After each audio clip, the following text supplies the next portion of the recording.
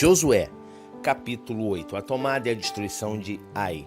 Então Yahvé falou a Josué e o encorajou: Não temas e não desanimes, toma contigo todos os guerreiros de Israel, levanta-te, sobe contra Ai, eis que eu entrego em tuas mãos o rei de Ai, seu povo, sua cidade, sua terra.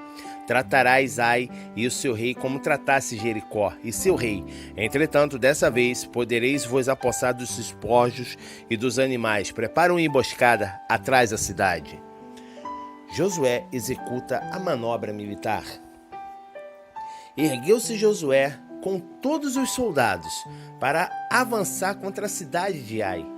Josué escolheu para aquela missão 30.000 homens valentes e os enviou na calada da noite, confiando-lhes a seguinte ordem: Atenção, armareis uma emboscada contra a cidade por detrás dela, sem vos distanciardes muito das portas da cidade, e ficai de prontidão.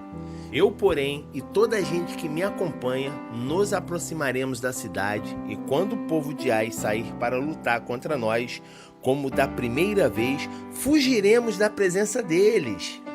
Então eles nos seguirão e nós os atrairemos para longe da cidade, pois imaginarão: fogem de nós exatamente como da primeira vez. Entretanto, saireis rapidamente da emboscada para tomar posse da cidade desprotegida, e Yahvé vosso Deus a entregará nas vossas mãos. Tomada a cidade, a incendiareis, agindo de acordo com a palavra do Senhor. Vede que eu vos dei uma ordem expressa. E tendo-os enviado Josué, foram eles ao lugar da cilada, e se posicionaram entre Betel e Ai, a oeste de Ai. Josué, todavia, passou aquela noite com o povo. No dia seguinte, tendo se levantado ao raiar da aurora, passou em revista o povo e, juntamente com os anciãos, líderes de Israel, partiu à frente do povo para atacar a cidade de Ai. Todos os soldados que estavam com ele subiram também, aproximaram-se da frente da cidade e acamparam ao norte de Ai, ficando o vale entre eles e a cidade. Josué tomou cerca de 5.000 homens e os colocou de emboscada entre Betel e Ai, a oeste da cidade. O povo que estava no acampamento ao norte da cidade, assim como aqueles guerreiros que estavam em posição de emboscada a oeste, ficaram a postos. Naquela noite, Josué avançou até o meio da planície, tomada de Ai. Assim que o rei de Ai observou esta movimentação dos israelitas, ele e todos os homens da cidade se apressaram, levantaram-se de madrugada e partiram para enfrentar Israel no campo de batalha, no local de onde se avista a Arabá, as campinas do Jordão. Mas não suspeitavam que havia uma emboscada armada contra eles na retaguarda da cidade. Josué e todo o Israel fingiram-se derrotados por eles e fugiram pelo caminho do deserto. Todos os homens que se achavam na cidade de Ai saíram em perseguição deles com grandes brados. Assim, ao perseguirem Josué, afastaram-se da cidade. Não ficou nem um só homem em Ai, nem em Betel, que não saísse em perseguição de Israel. Deixaram a cidade aberta e desguarnecida, na ânsia de perseguir e humilhar Israel. Então Yahvé falou a Josué: Estende, pois, a lança que tens na mão contra Ai, porquanto vou entregá-la agora em tuas mãos. E Josué estendeu contra a cidade a lança que tinha na mão. E ao estender ele a mão, os homens que estavam de prontidão na emboscada saíram às pressas do seu lugar e, correndo, entraram na cidade, tomaram-na e apressaram-se em incendiá-la. Quando os homens de Ai olharam para trás e viram uma grande nuvem de fumaça subindo da cidade em direção ao céu, não tinham para onde escapar, pois os filhos de Israel que fugiam para o deserto se voltaram contra os seus perseguidores. Observando Josué e todo Israel que os homens da emboscada tinham tomado a cidade e que esta emanava muita fumaça, deram meia volta e atacaram os homens de Ai. Os outros israelitas também saíram da cidade para lutar contra eles, de maneira que acabaram totalmente cercados, tendo os filhos de Israel dos dois lados. E aconteceu que os israelitas os mataram a todos, sem deixar um único sobrevivente, nem fugitivo. Contudo, prenderam vivo o rei de Ai e o conduziram à presença de Josué. Logo depois que Israel terminou de matar todos os habitantes de Ai, no campo e no deserto, onde os havia perseguido, e que todos, até o último, caíram ao fio da espada, todo o povo de Israel voltou a Ai e matou o restante da população que lá havia ficado. Naquele dia, 12.000 homens e mulheres caíram mortos. Esta, pois, era toda a população da cidade de Ai, pois Josué não recuou sua lança até certificar-se de que toda a população de Ai havia sido exterminada. Entretanto, Israel se apossou dos animais e dos despojos de guerra daquela cidade, de acordo com as instruções expressas que o Senhor havia dado a Josué.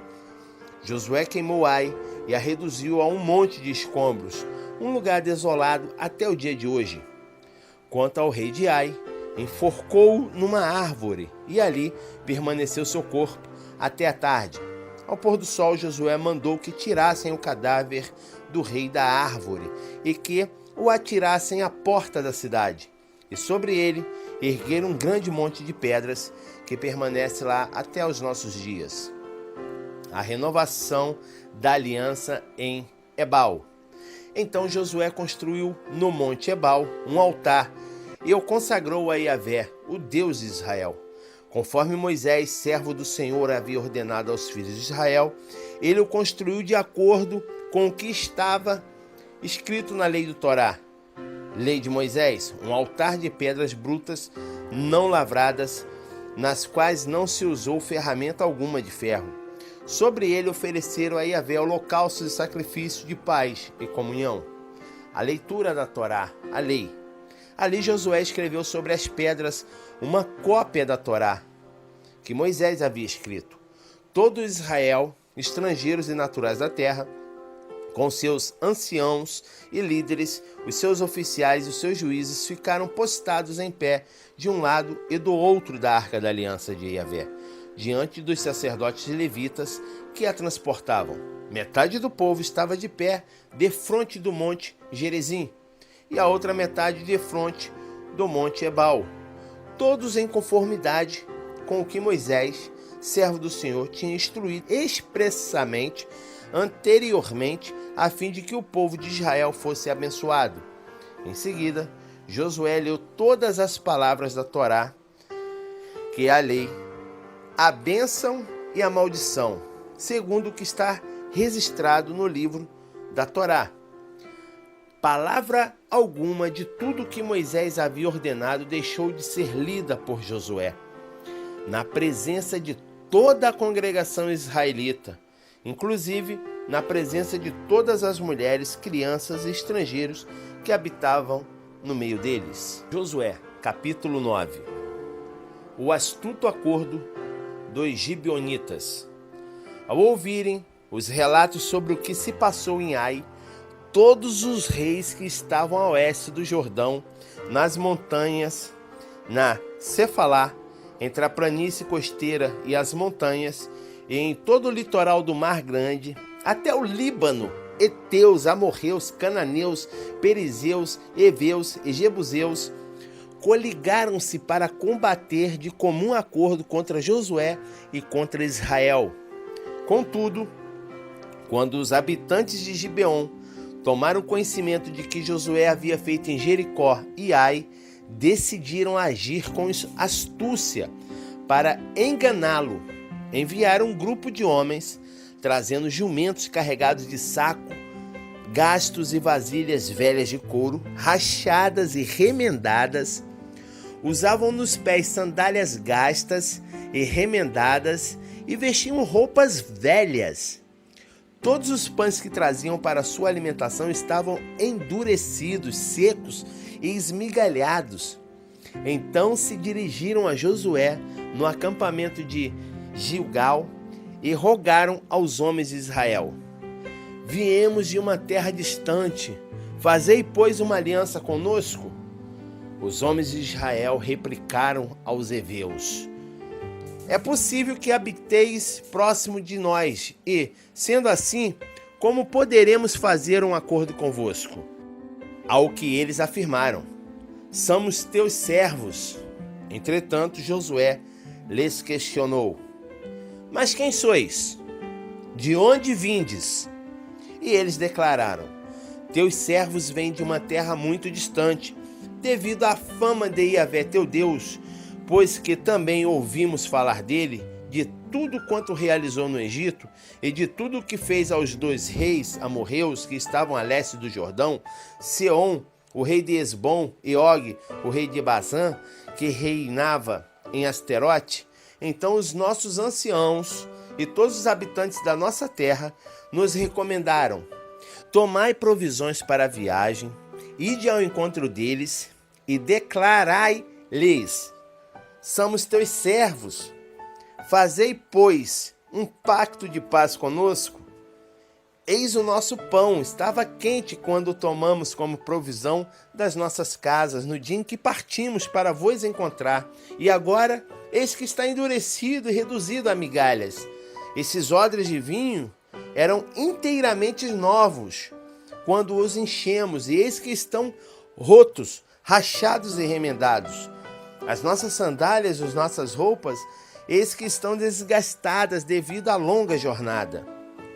Os israelitas decidiram examinar e provar os alimentos dos heveus. Entretanto, não pediram conselho do Senhor.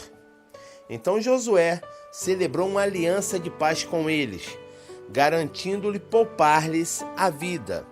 E os líderes da comunidade israelita confirmaram esse juramento.